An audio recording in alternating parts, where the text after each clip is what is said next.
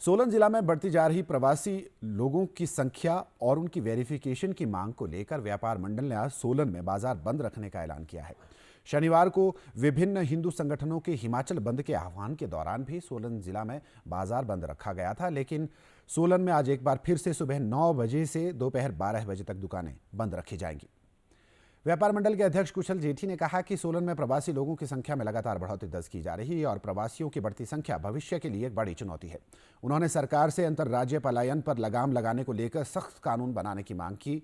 उनका कहना है कि सुरक्षा की दृष्टि से प्रदेश में आने वाले सभी प्रवासियों की पुलिस वेरिफिकेशन अनिवार्य रूप से होनी चाहिए।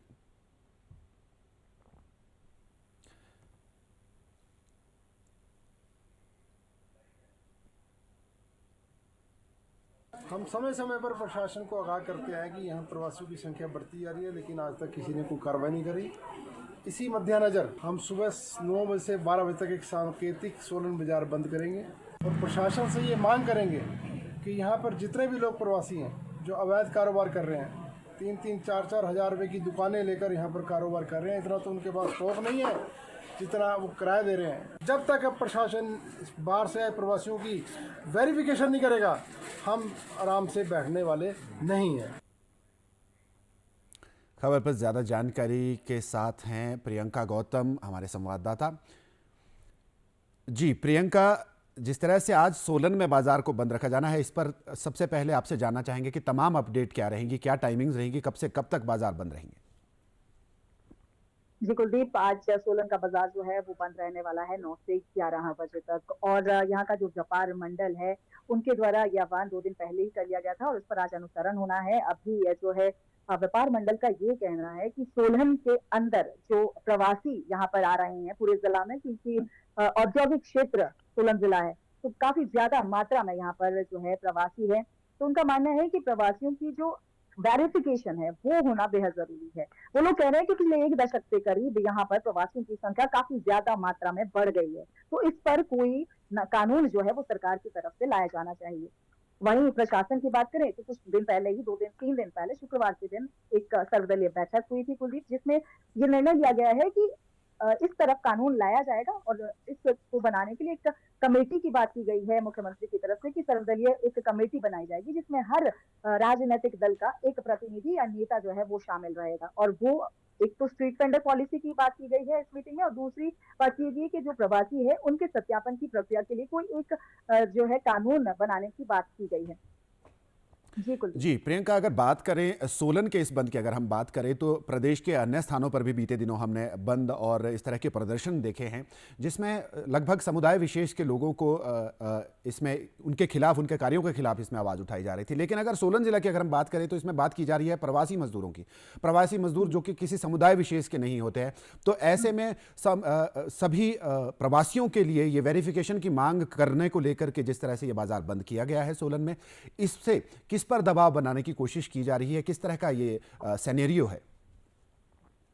कुलदीप, दबाव बनाने की कोशिश तो डेफिनेटली सरकार पर ही की जा रही है, क्योंकि लोगों का ये कहना है कि पिछले इतने लंबे समय से, जब से संजौली की जो अवैध मस्जिद निर्माण का मामला उठा, उसके बाद से लेकर सरकार के रवैये को लेकर लोगों में काफी रोष है। लोगों का मानना है कि सरकार इस ओर संवेदनशील नजर नहीं आ रही है।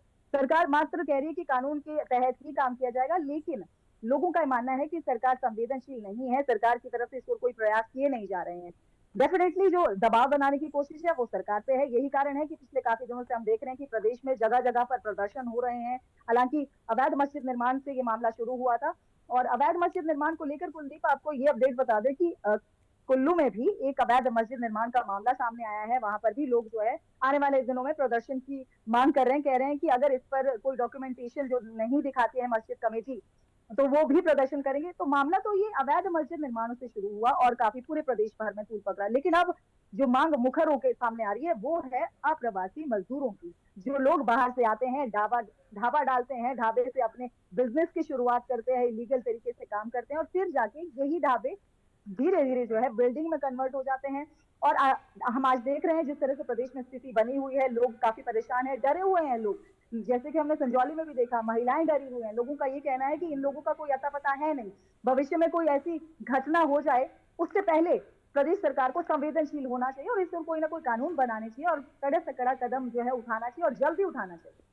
जी प्रियंका, अगर देखा जाए तो सोलन ज़िला हिमाचल का एकमात्र सबसे बड़ा औद्योगिक ज़िला है। भारी संख्या में वहाँ पर इंडस्ट्रीज़ मौजूद है और प्रवासी मजदूर इन्हीं इंडस्ट्रीज़ में काम करते हैं। ऐसे में जब एक कानून की मांग की जा रही है इनकी वेरिफिकेशन को लेकर, आपका क्या मानना है कि क्या इससे उद्योगों पर एक बार फिर से असर पड़ सकता है? बिल्कुल कुलदीप, उद्योगों पर असर पड़ेगा क्योंकि उद्योगों में जो काम करने वाले मजदूर हैं वो ज्यादातर जो उनकी परसेंटेज है वो बाहर से आए हुए लोग हैं। जब बाहर से आए हुए लोग जो हैं उनमें जिस तरह से मांगी और जिस तरह से हम सभी जानते हैं कि बहुत सारे लोग ऐसे हैं जिनका अता पता है नहीं। पिछले दिनों एक हमने आपको भी जानकारी होगी कि कुछ ऐसे आधार कार्ड पाए गए हैं जिन आधार कार्डों में जो डेट ऑफ बर्थ है वो एक ही है, जनवरी 1 बहुत सारे।